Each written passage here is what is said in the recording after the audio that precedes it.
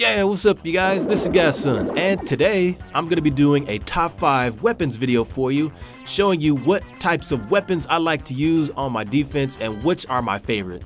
So you guys, there are about 7 defensive weapons, 8 I believe if you're including the Tesla, and so we're going to just go down the list and pick what are the top 5. So you guys sit back, relax, let me show you what I got.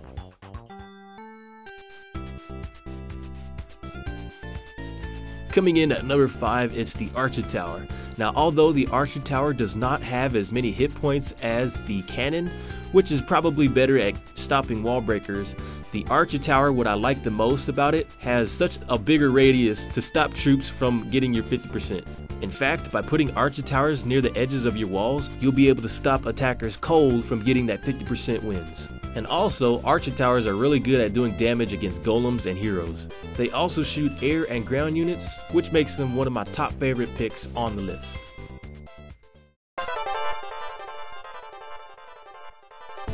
Coming in at number 4, it's the Mortar. The Mortar has a damage per second of 13 and the hit points are 670. It does splash damage and has a range of 11 tiles, stopping those wizards and archers cold. Now you may not remember this, but mortars were a really big part for players in the higher cup range at stopping attackers from luring out their clan castle and heroes. Although it wasn't the strongest weapon, it was really good at foiling some of the attacks when used to put them near the edges of your base. Although now you can't lure out heroes, they are still a really strong weapon if you're at Town Hall 8 and lower, and is the only weapon I can see that has such a shiny look to it.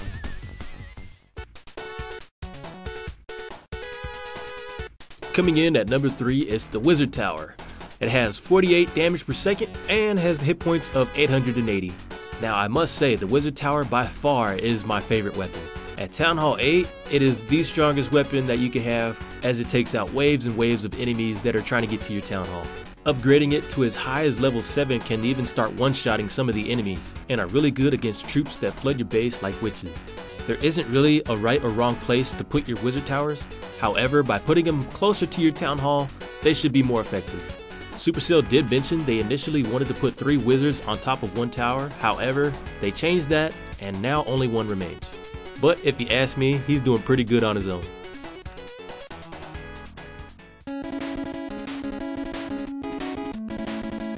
Coming in at number 2, it's the X-Bow.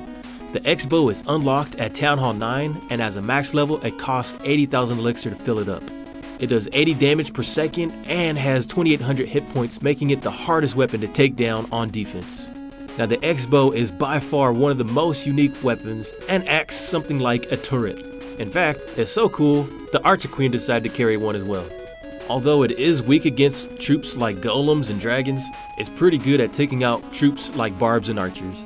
It also has a secondary feature so that you can aim it up so it can take out air troops such as minions and balloons. So if you ever decide to push, make sure you have some of these to help you out.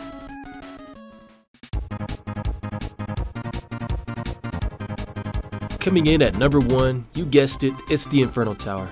Now the Inferno Tower are actually unlocked at Town Hall 10, and when they were first released, they were the game changer. Before we had Inferno Towers, we had golems and heroes that were just too strong for our bases. So Supercell decided to release these Inferno Towers to help us out on defense. Now when they were first released, their range was a lot wider than they are now. However, because of balancing, they have been adjusted so that the range is a little smaller, but they have multi-targets on them.